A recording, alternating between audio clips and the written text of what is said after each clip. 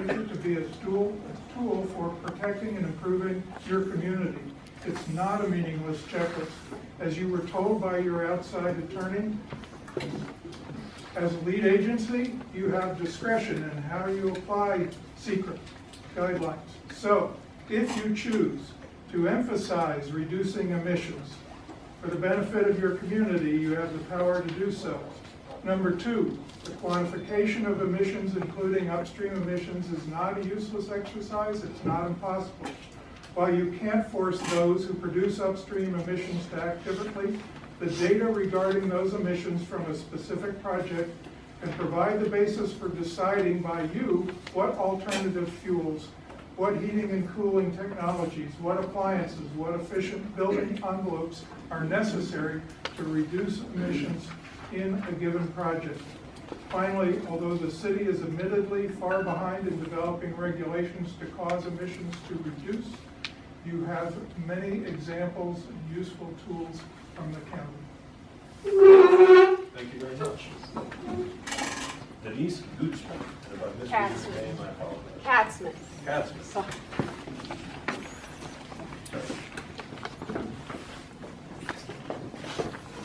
I'm going to submit written comments. I just want to speak briefly on methane. A number of years ago, Nationwide was the first insurance company to stand up against fracking. They would not insure if you leased your land. They would not insure if fracking happened nearby your land. So insurance contracts, and that goes also for mortgages, they're also following Nationwide's lead. We don't need any more volatile fuels that destroy our environment, and that also destroys human and economic health. Thank you. Thank you. Rebecca. I'm in the city of Ithaca, and I'm back here again to speak about North Campus expansion here. I sent you an article, a link from The Guardian. The headline was, "World Must Triple Efforts or Face Catastrophic Climate Change, Says the UN." Let me just say, in a time of division and political instability, we are faced with a situation that requires us to take the longer view with absolute clarity. What we see is daunting, but if we take meaningful action at every opportunity, we can avoid the worst outcomes of global warming. That is, global warming and climate change are here and now, and what happens next will be shaped by our actions. The science is incontrovertible, the time is short. Here in Ithaca, we face the very large NCRE. Board members here can look carefully at the evidence, think deeply, and require an EIS on this project. Continued use of fossil fuels will seal our fate. There is a Turkish saying, no matter how far you have gone down the wrong road, turn back. You have the chance to make a major course adjustment with this project. Thank you for hearing my comments. Thank you. Sarah Hess.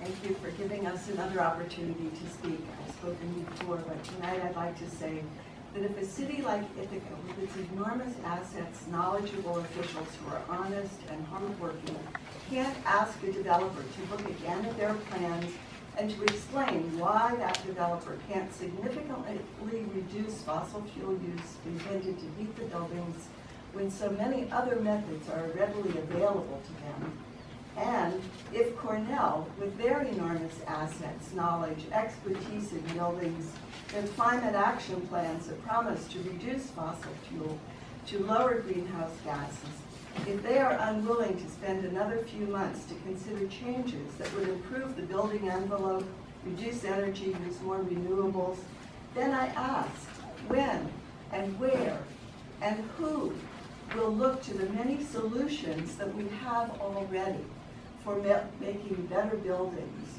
And now is the time to start that process. We must demand more. We can and we will. And I ask you to do your best to do that. Thank you very much. That is it for the names on the list before me. I'm going to go to hands. You, Jeff, right up front. Hello. So my name is Alex Hyland. I'm an electrician with Local 241. And there's a couple things about this Cornell project that really bother me. Cornell's a great employer. They hire union labor, decent wages, good health care, everything we should strive for in this community. So did Cayuga Operating Station. They used our contractors. Last week the county shut them down. So we're not going to be able to work there. I was excited to go work on the Black Oak Wind Farm. Their president, Marguerite Wells, came to our union hall, talked to us, said we're hiring a union contractor. I was hoping to get on that, just to check out the view for no other reason. And Cornell, we really need these jobs. And I'm sick of Cornell being singled out. It's like, yeah, we should be doing all this stuff. And Sarah just mentioned Cornell's enormous assets. Well, why aren't we demanding Walmart do that? The Walton family has 10 times as much as Cornell does as far as financial resources. I just think we need to have a long-term plan that applies to everyone across the board. Instead of this little piecemeal, climate change action, we need a broad, bold plan so that people can plan accordingly and build instead of everything that comes up, we get shut down for one reason or another. Cornell's not efficient enough. There was a cranky neighbor who didn't want, clean wind power in Newfield. It just goes on and on, and we need to keep working, and we need on these other projects a local hiring policy. Our jobs are being outsourced to people in communities with lower costs of living, and I don't see the members of city government, our elected officials, taking the pay cuts to go for whatever those communities pay their elected officials. Thank you very much. Against the wall. Oh, and sir, did you sign in? Oh. I actually needed to sign in since you weren't on. Thank you very much.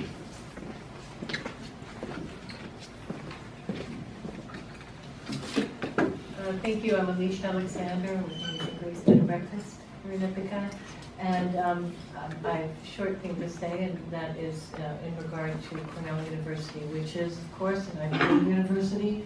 I do believe, with the climate situation as it is, that Cornell has a moral responsibility for leadership. To do as I say and not as I do does not work. Cornell University has to be a model institution to lead the way in addressing climate change and using every situation available to stand forth and show that these new technologies are applicable to them as well as for all the rest of us. And if we don't have good enough technologies for them, they've certainly got all the mind power up there to help create it. So I love that we have Cornell University here, and I would really love for them to shine even brighter by being the moral beacon of social responsibility. Thank you. Thank you very much. Please do sign the sheet up there. Chuck Geisler.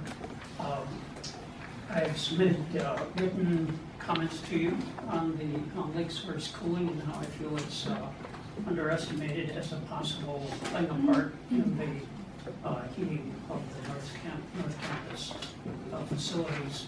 Actually, what I'd like to use my moments here to do is to pose a question. And the question that I'd like you to think about is whether you really believe that you have not squandered an opportunity, I would call it a privilege, to do a seeker-based EIS on this project. And two reminders I'll put out with that. One is that a lot of people over many months have come before you with comments written and oral, and these are well-informed, technically competent people. They have raised serious doubts. It's to point two. Seeker has a very high bar. It has a whole project requirement, not a maybe, a requirement, and courts have upheld this consistently in our state. And the result of that is that you need to look at all the components of the proposal and all of the phases. That's really significant. So for instance, an EIS would compare the alternative energy to a natural gas proposal or approach that Cornell is going with over the lifespan of the project. don't set a bad precedent by not doing an EIS. It will haunt us. Thank you. Thank you very much. And do please sign the sheet. Others wishing to speak? Listening to us. Just to add to what everybody said, I guess I want to ask, at what point would this body feel that it really was time to take every single step possible to stop the use of fossil fuels? Would it be at the point at which Florida would be inundated with water, or that New York City was, or Bangladesh? At what point would it be clear that we've got to take every single step? And what I'd like to ask you is to require of every new building, have a policy that every new building under your jurisdiction is heated and powered by renewable energy. Thanks. Thank you very much. Please do sign the sheet. Is that yes? Yep. Others wishing to speak? And if you can grab this too, if you would be so kind. You may.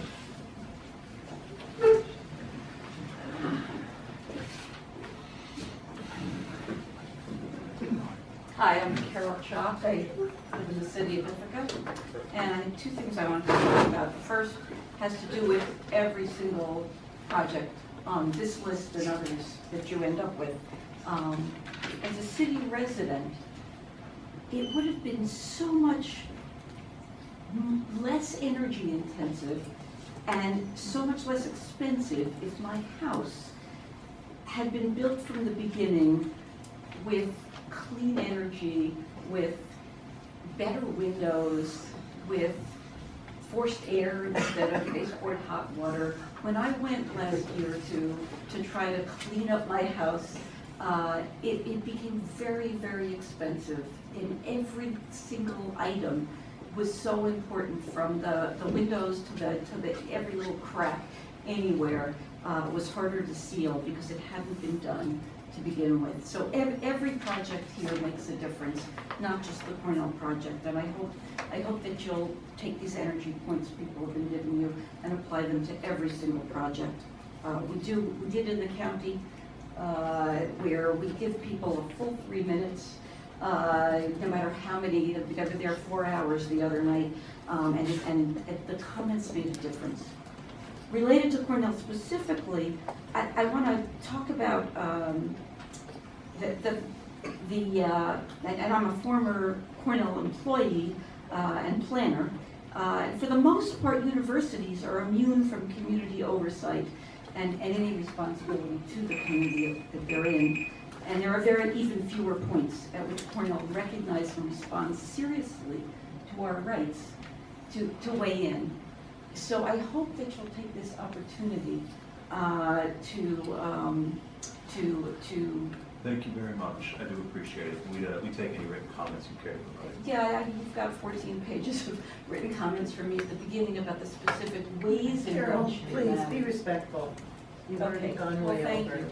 I appreciate your willingness to hear us. Thank you very much. Next item on the agenda, approval of minutes. There are 2 minutes to approve on the agenda, September 25th and October 23rd.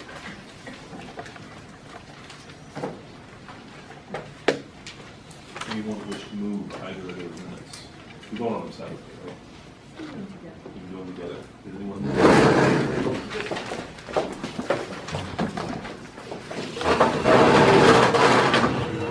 Say that Emily can't be here tonight, but she sent us comments, and that those comments are in a pile in front of us that is like this.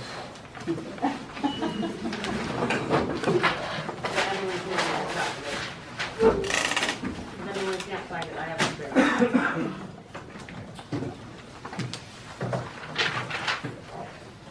So please introduce yourself. Tell us if anything's changed. Hi, Catherine Wolf, Trevor Short, Michael's Landscape Architects. Hi, Amy Dake with SRF and Associates. Hi, I'm Kim Michaels from Trevor Short, Landscape Architects. Nothing's changed since we were last in front of you, and Amy is the traffic engineer who did the traffic study, and we brought her tonight anticipating that if you had any traffic questions as you're looking at Part 3, that she'd be here and available. We also have Steve Byers with us, the energy expert from Cornell, if you revisit the energy conversation and have questions for him. We don't have a presentation. We thought we would just be available as you work through Part 3. I appreciate that, thank you very much. So I talked with Lisa a little bit before the meeting about what we have before us and what some reasonable goals might be. We have a 42-page Part 3. I feel like we spent plenty of time with Part 2.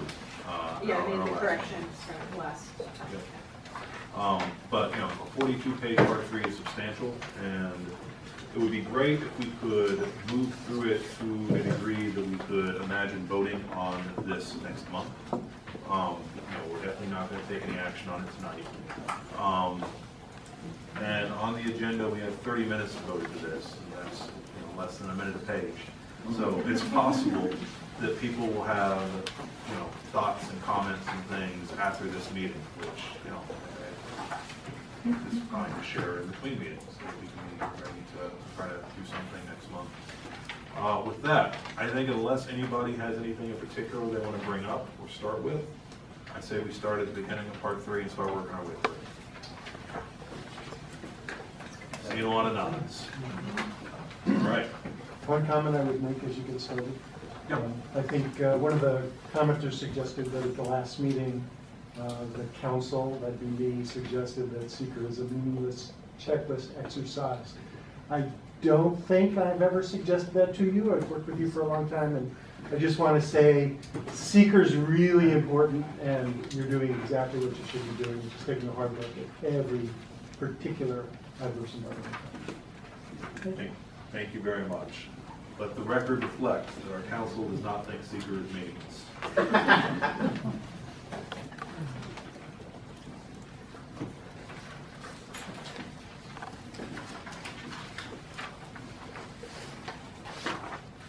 So I have an impact on land.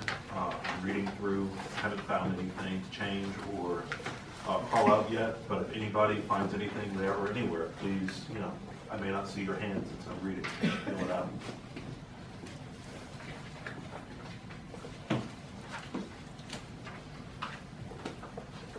I have a question. Thank you for submitting the information that we asked about last time. And I see this long list of DDC having been used in the nearby, and I think I know the answer, but was it successful on all of those sites? No issues? I don't know. I didn't go through each of those examples. But a lot of them are pretty, they go back 5 years. It seems to me that we might have heard if there were any long-term. Yeah, I don't know of any long-term issues because of it. Okay, yeah, great. Can this be added, can the language from this letter from the applicant be added to? The list of projects. Yeah, the list of projects, maybe, or just like their language about it. Not even the list, we could just say that we have a list available, and it seems it's substantial. Seems appropriate.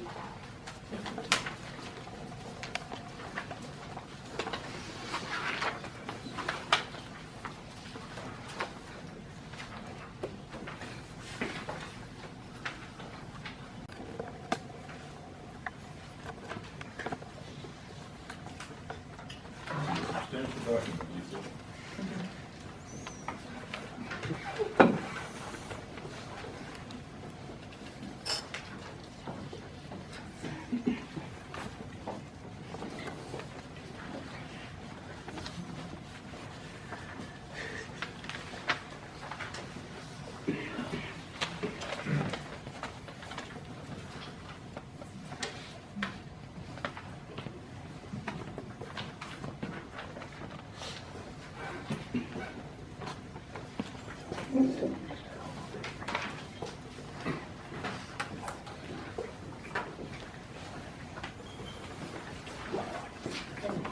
Page 7 is the last bullet point, the last sentence. meaning that no makeup water is needed, period, by comparison to typical children. Yeah, I don't know. I didn't know that was just a trailing, I don't know either. I'll have to go Okay. back and all right. see if that was. As compared to it. I mean, yeah, I mean, there's something that's, Yeah. that's compared to my. One of that piece of water. Kind of a issue, like, this is something I thought about before, but, you know, we talked about here, the impact on land. And we're focusing on the land of the site, right? There's gonna be something like,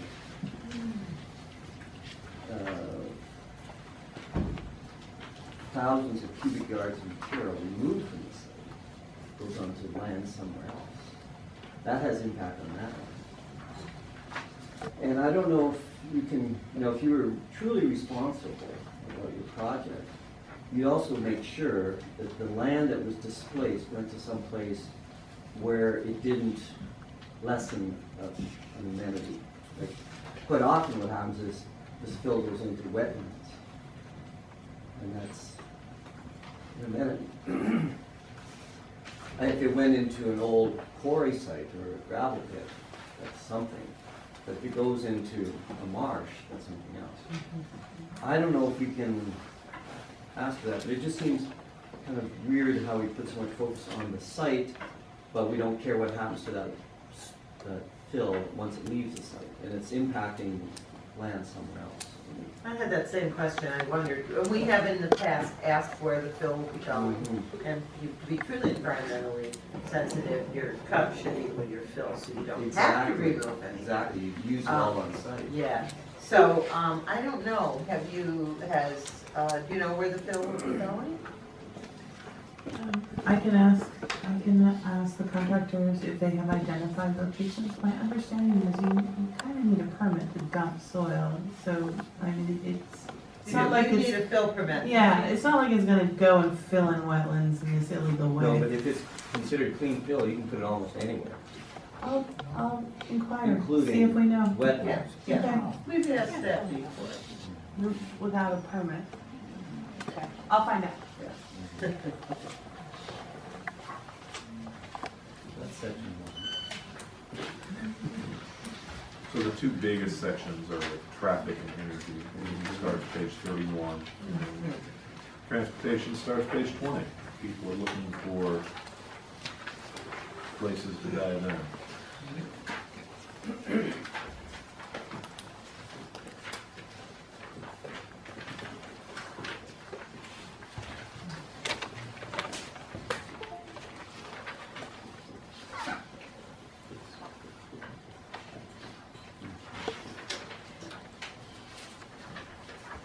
I had a question, page 23, the Pleasant Grove and Hanshaw intersection. Is there any proposed change to that intersection, or is it just noting that it's a little bit problematic, make it worse? There's no changes proposed at Pleasant Grove and Hanshaw. That's an existing operating condition right now, and we're adding very little traffic to that intersection.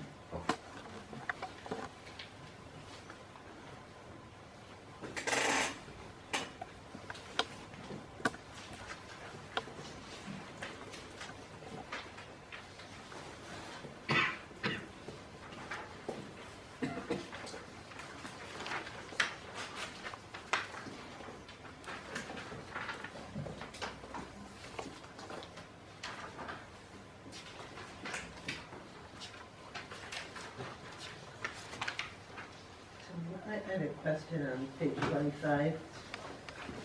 In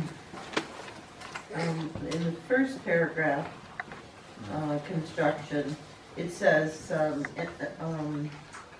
contractors will be shuttled to the site and will be prohibited from traveling through Forest Home. How is that conflict? I mean, So, this section It's actually incorrect. Right. Just realized that. So, the plan right now is to actually use, there's an open green space just underneath the A lot. So if you go to the very back of the A lot, There's it's a frisbee golf course, but it's often used for overflow parking during events. The proposal at this point is to utilize that for contractor parking, keep the contractors as close to the job site as possible, and encourage them to park appropriately rather than park far away. So that is the current proposal. There are times that there'll be so many workers on campus for this project that that lot will not accommodate them all. And so the plan is to use Palm Road when necessary for any other additional contractor parking that's needed, and that they would take a shuttle. To prohibit them, that the shuttle would not drive through Forest Home is really the clarity there. Okay. Right, the route for the shuttle. Okay. Right, we can't tell, we can't tell. No, people that's why I where asked they the can- question. right. Okay, that makes more sense. Can you provided that information in writing? Yeah, I think in one of our letters. Okay, all right. If you need one, you don't need more. If you've already provided it, I can find it. And then I have one other comment on that page as well, under the emergency. Since we've had several conversations again with our fire chief, I wondered if we should maybe put access points will be finalized and approved by the fire department prior to final site plan approval. I mean, that is something that we need to have resolved. Add on to that, I think in the report, not in here, but in the report, there's a move in, move out traffic plan, because it's a very, very high peak traffic time. Can we at least make reference to that? It's right below that. Below that, okay. Right below it. Sorry, oh. I did question I'm sorry. though, how do we know that will happen, or the resolution, the result of that whole plan? So, first of all, it's in Cornell's best interest to fix this. Yes, I totally agree, but having been through this a few Yes. times, I'm Yes. kind of open-ended at this point. They have a group actively working on ways to make this smoother and to reduce the congestion. And these are all of the moves that are kind of on the table to make that happen. I do know that having move-in day be more than one day is absolutely going to happen. And that in and of itself is going to be a tremendous So is there relief. documentation to that effect? It says multiple, Multiple. No, other than here, I mean, how do we know they're actually doing it? Okay. This is as far as we have for documentation. Okay. And I can try and see where they are in the process and see if there's more, and if there's not more, if the decision-making isn't far enough along yet for a commitment, you could possibly tie that you want some finalized plan before site plan approval, or something, you know what I mean? Something, yeah, I just Something wondered like if that. there was any documentation. I know they've been working on it. I have confidence that they will work this out, since last year seemed to have caused many problems. Right. But there really is nothing in the document itself to say, are they All gonna it says do is it, this is aren't our gonna do it? intent, we're going to fix it, but it doesn't have a finalized plan. You want like days and times? No, not Just a necessarily. note from I them. just want some documentation. A little, one step further than this. Yep. Yeah, so just, is there a sort of ongoing process where Tom Parsons gets a heads up, hey, there's gonna be, path conditions are gonna change these few days, or is it just a one-off, or how does that work? Okay, so for move-in day, and for any large event on campus, there are these standard procedures. It's a procedure that happens within fire departments, is that you write procedures for special days. The fire department in the city writes them for, let's say, your chili cook-off, or when you close down streets. And so Cornell has their own emergency services department, their own police department, and they write those procedures for move-in day, and it's a multi-page document, and they send it to the city fire department, and Tom Parsons reviews it, and that's just part of what has to happen, and it has always happened. Okay, that's great. Yeah. So we will try to get some additional like a letter or something? Yes, that's what I was about to Or recommend. tie it, I mean, I Tie it just. to site plan approval. Yeah, something, it needs to be tied to something. That, I mean, that would be the Be floating out most there. efficient way of dealing with it, Right. is to tie it to site plan. There's a list of these are the things we're considering, so like where are you in the process, which ones are committed to? Yeah. Right, it's important to keep in mind, so, because it's a type 1 action, you can't do a condition. Right. You can't say there's no adverse impact because we're imposing this condition. You can't impose conditions on a type 1 action. The applicant has to propose them. Right. It's really important. Well, thank you, yes, very.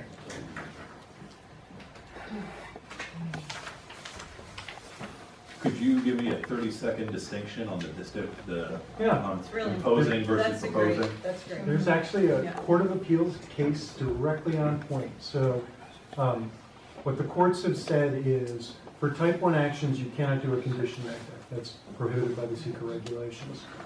Where you do an approval and say, we see no significant adverse impacts because we're going to make you do X. X being, let's say, this plan. You're going to implement this move-in, move-out plan, and therefore there's no adverse impacts to traffic. That would violate seeker. So what the courts have said is it's perfectly appropriate for the applicant to propose conditions or propose things they would do to mitigate concerns.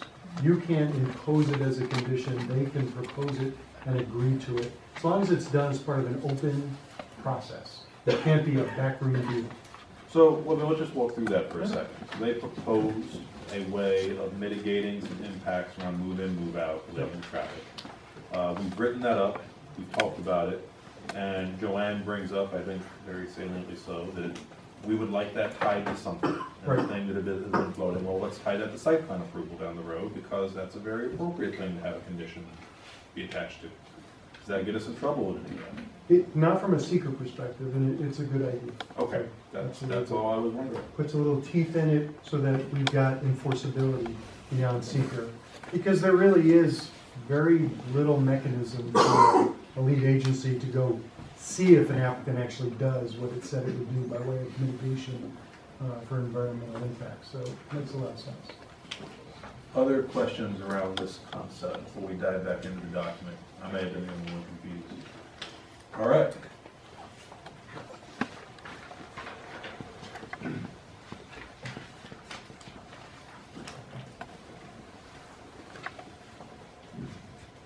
So also in the transportation section, responses to internal and involved agencies, number 12 changes, which results, with the shuttle tie and stuff. Reflects. Yeah. Yeah.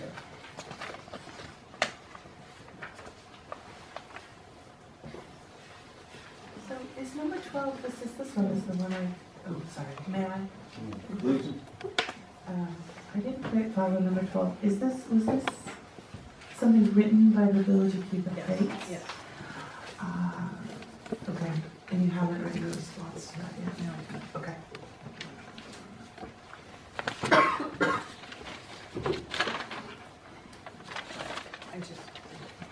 I think the community's better served with parking near the job site than farther away. But Do we know offhand where that comment was coming from? That came from the Village of Cuba.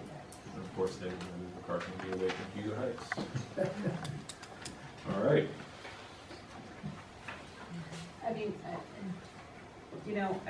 since we got so many comments from the involved agencies, I included them all in here.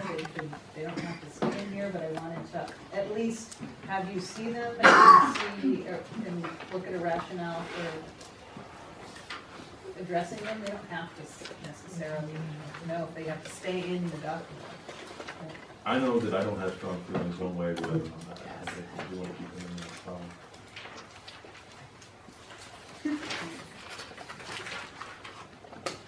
I think it's fine to have it as part of the record.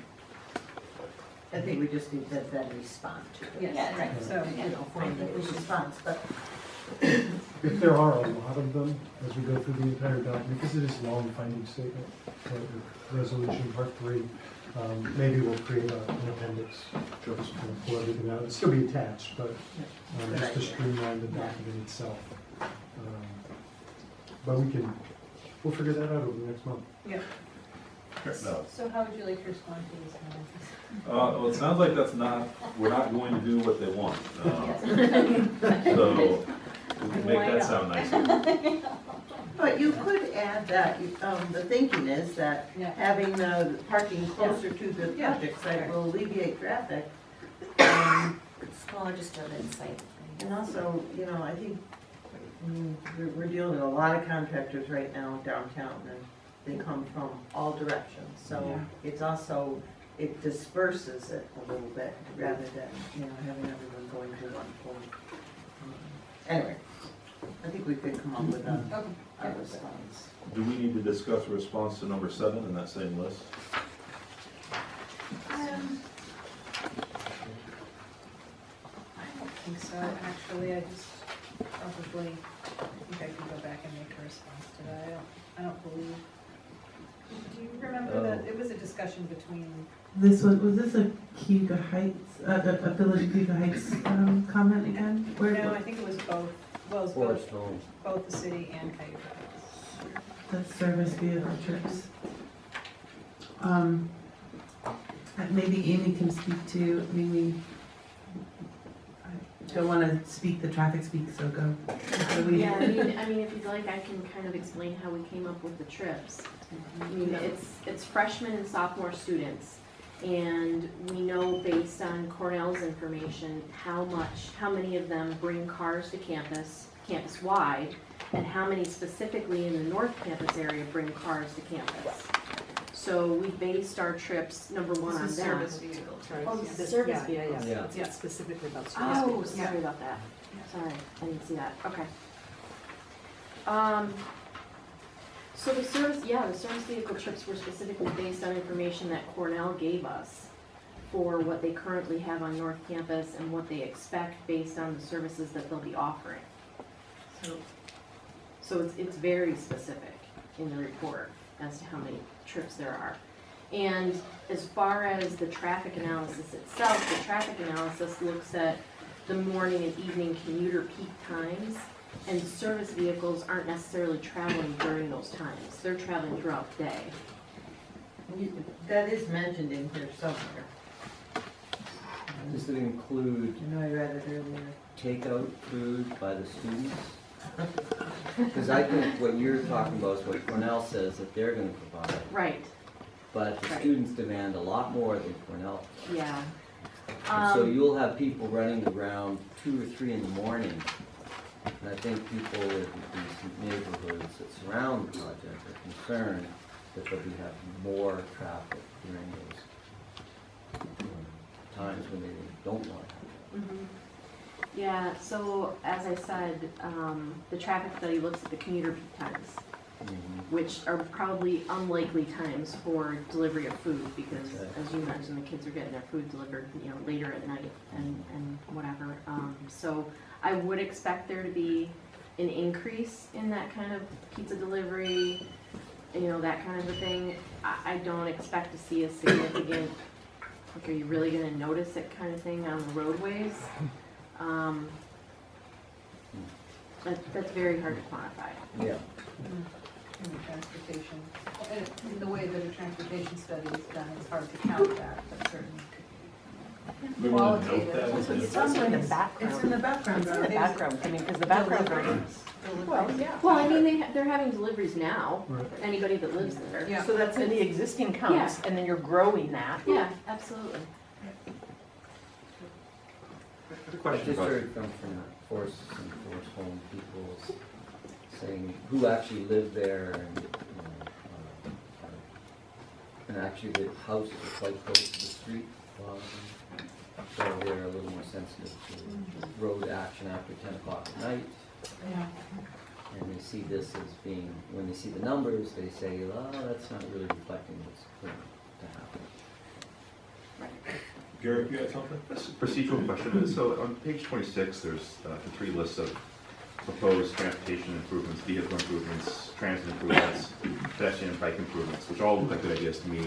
But I understand that many, if not all of these, are going to require some degree of cooperation from the town, the city, or from the county, and so can't fit anything here. But I don't really know how to interpret the applicant proposes the following improvements. I mean, is that, I just don't really know what that, is that something that goes, we look at that site plan, or I mean, what is the applicant proposes? I don't know what that means. Yeah, so I think that goes back to that issue of the applicant can propose, you can't require for purposes of the seeker, you can't condition your neg deck.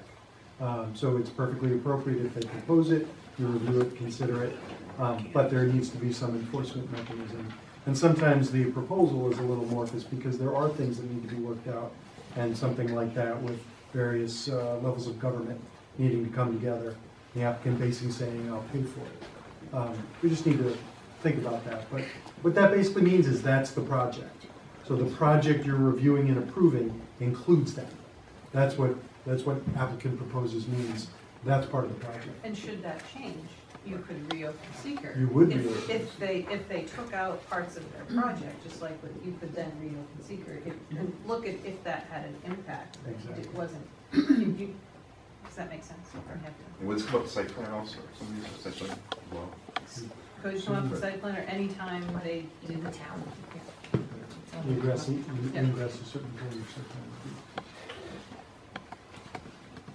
So we've gone through something like 2/3 of our review time on this, not that we can't go over. And I haven't heard any energy comments yet, and that's where all the controversy been. So I want to draw people's attention to section starting on page 30. One question on that.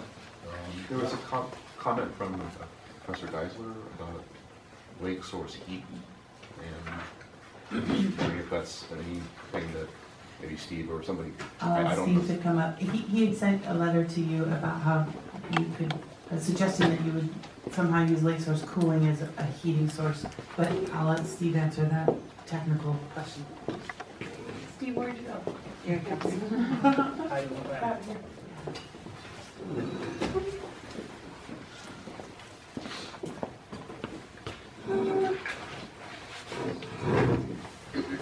Hi, so Steve Byers for the record. So lake source cooling, the return water in the winter time when you're trying to do, if you're trying to do heating in the winter, so you're going to use that for heating, is going to be not very warm. It's going to be like 40 degrees coming back. So if you were, say, to use that water to draw heat out, you basically have a heat pump that is pretty inefficient. It's a very low coefficient performance. You would be much better off, say, with a ground source heat pump or some other source of water. So there is some capacity for heating, but it's just not a very efficient way to do it. There's also, we couldn't do that campus-wide. I think we calculated one time that we could perhaps heat maybe 15% of campus with the amount of total heat before you get down to the freezing point, because only so much heat could take out of water that's already 40 degrees or so. So it's pretty limited. It's and it's very inefficient. Yeah. So this is like stuff we've done over the years. So we analyze that, and we have a limited flow that we can get from lake source by permit.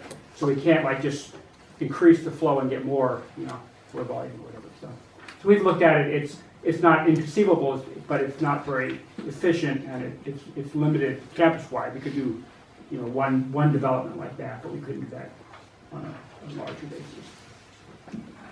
Thank you for that context.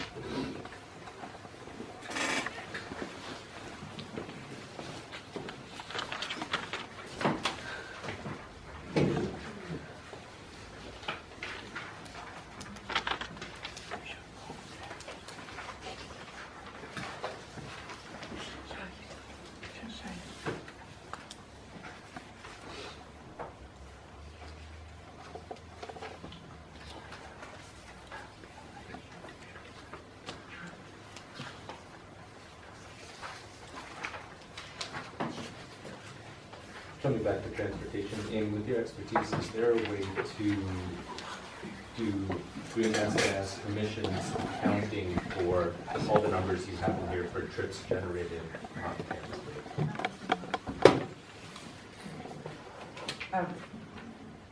I believe that Tatum's report included transportation emissions All on campus, or when we see a statistic? as a result of this project. excavate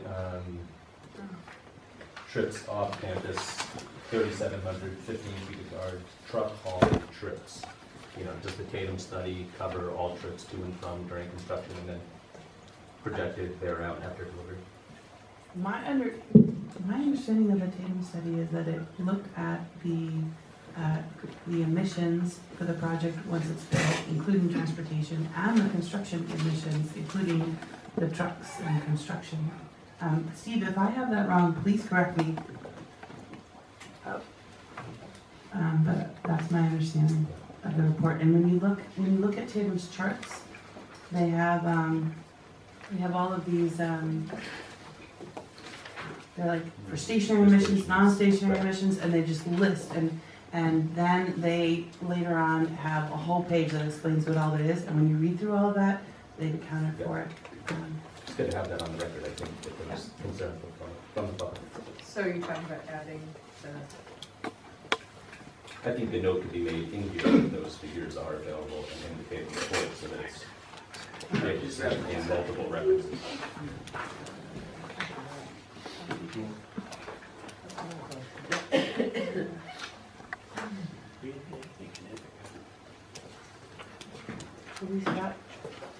okay, energy use and emissions during construction and reference.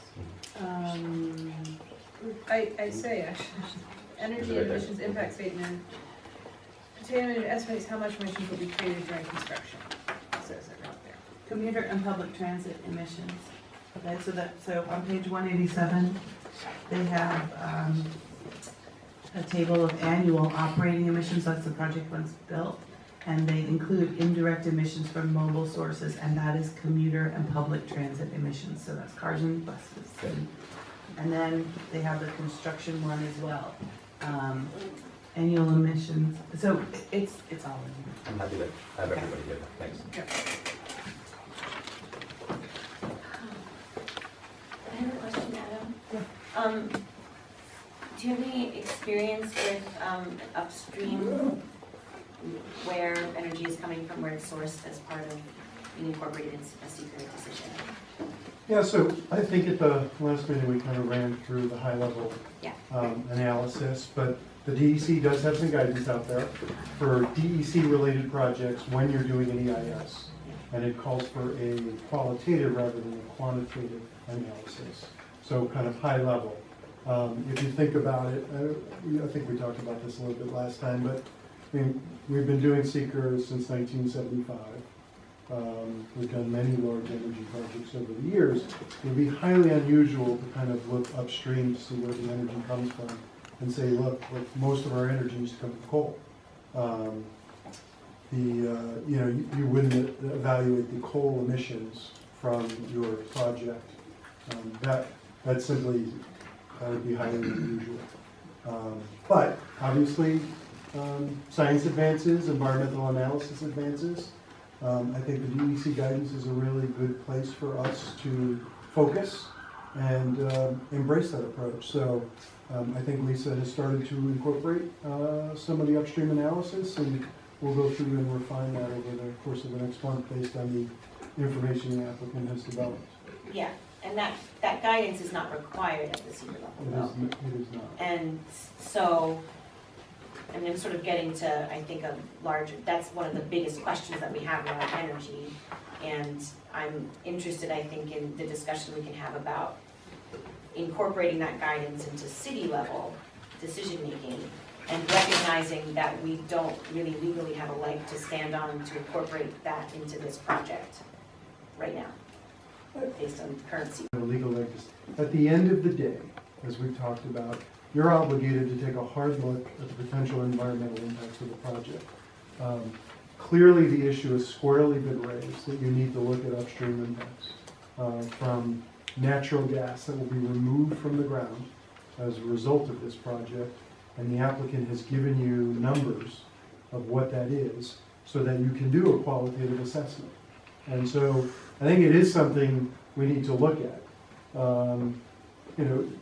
Again, this seeker doesn't allow you under for a type 1 action to do a condition neg deck, so it's not like you could say you can't use natural gas.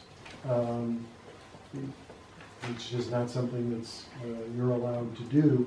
And seeker also doesn't change the scope of jurisdiction of an agency. I mean, it's obviously not part of your site plan criteria. Can I pause you right there? Yeah, Thank you please. for that. I want to make sure that we all recognize that this board and that the public, that the applicant all recognize what our purview here is.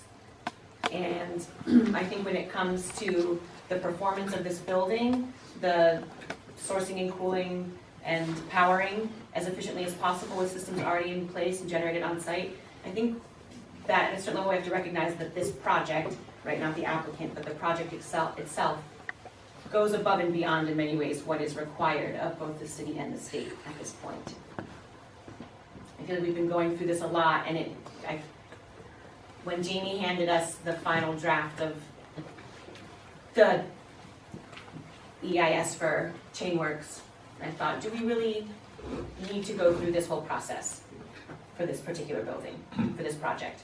I don't think so. I do think that we need to start going through it with all projects, like moving forward underneath some jurisdiction that we encourage, that is adopted officially, not ad hoc, not piecemeal. Emily's comment was really important, that nobody here who's opposing fracked gas for this project was here for City Center or for any of the hotels downtown. I thought we might take up Emily's comment, especially the memo she proposed we write, maybe a new business at the end of the meeting. That's fine with me, yeah. Maybe see if we can find volunteers for said memo writing. Yeah. But yeah, I mean, I think that we've spent a lot of time looking at the energy on this project in a way that we have not on other projects. And I think that there's good reasons for that, and you can't listen to that much public comment and not think real hard about it. I mean, I think to that end, it might be worth taking a look at page 33, where at the top of the page, we talk about comments and information, from the applicant, and talk about, and there are these 4 bullets that sort of get at some of the things we've heard. And I wonder if there's not, in the section, if there's not another section that talks sort of, I feel like there's a bigger conversation about energy than is reflected in the energy section. I don't think there's anything I read in the energy section that is wrong. It seems, it seems like a good section, but it seems like not reflective of the level of controversy that we've seen. And maybe that's fine, but I mean, there's certainly a difference there. We can work on that. I have to say that this was a section that I really wanted to read with. I didn't get to this as deeply as I wanted to in order to really be able to add anything to the conversation. So I know that I need time to really read this and read the other pieces, reread the other pieces, so. And it's worth pointing out that the comments are still coming in. Sure. So as they come in, you want to review them and see if it affects any of the analysis or whether any new comments or issues raised ought to be incorporated into the dialogue. Very important. I feel the part, and Adam and I were talking about this before, the part 3 has so much information in it. Yeah.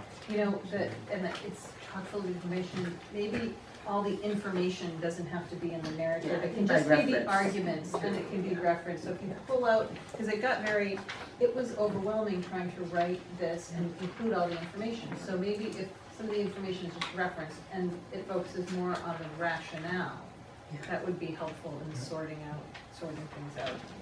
I would be supportive of that. I mean, it's a dense 42 pages. And we read hundreds more. Right. So that maybe is particularly I think salient for the energy section. It needs to have more of a rationale. Yep, all right. So in theory, we may vote on this next month, next 3 weeks from now. It might be worth just sort of taking a second to pause and think about if there's any big questions or concerns in this document or that aren't reflected in this document yet, we want to, bring up now rather than next month. Not that if we find them next month, we won't bring them up then, but, just try to prepare ourselves to move as efficiently as we can.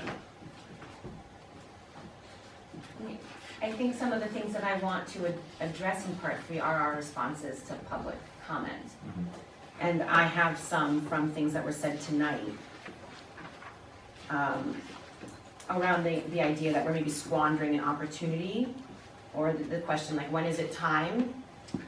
Or implications that maybe we aren't thoughtful or informed. And I want to say that this board is always very thoughtful and as informed as is possible given the information provided to us.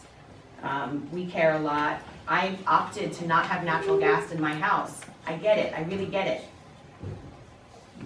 I think that we're kind of bound by specifics of the forms that we're working with, and I think that we all feel very motivated after this project to be more proactive in creating new citywide ordinances towards banning natural gas usage, encouraging renewables, so on and so forth.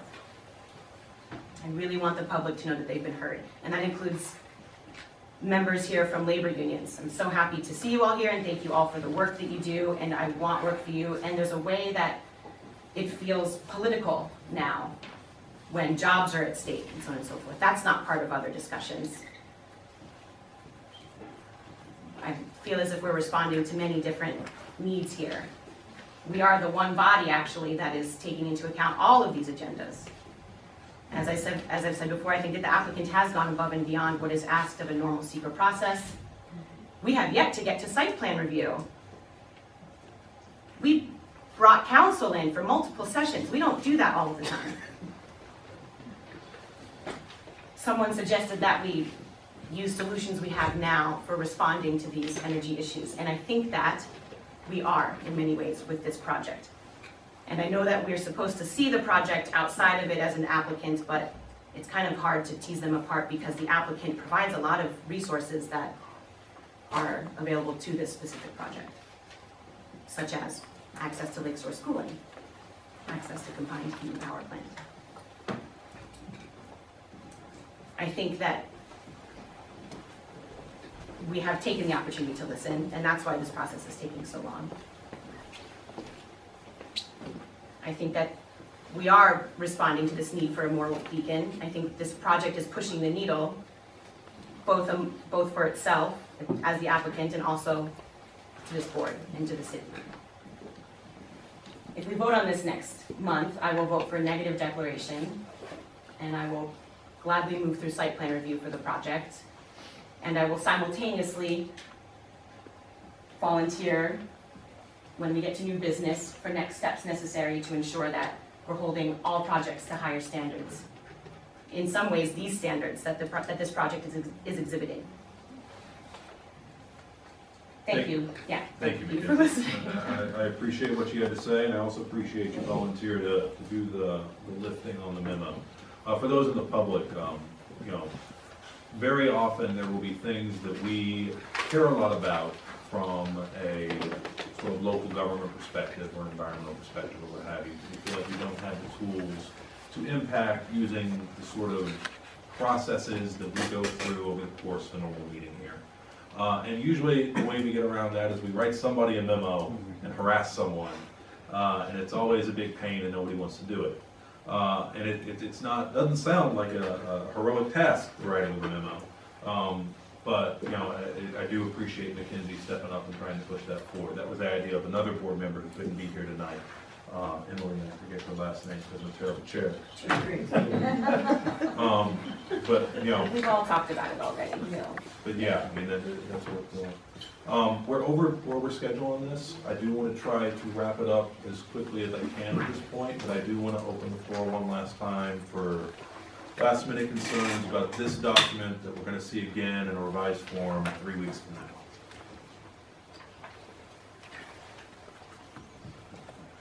All right. Thank you very much. Thank you.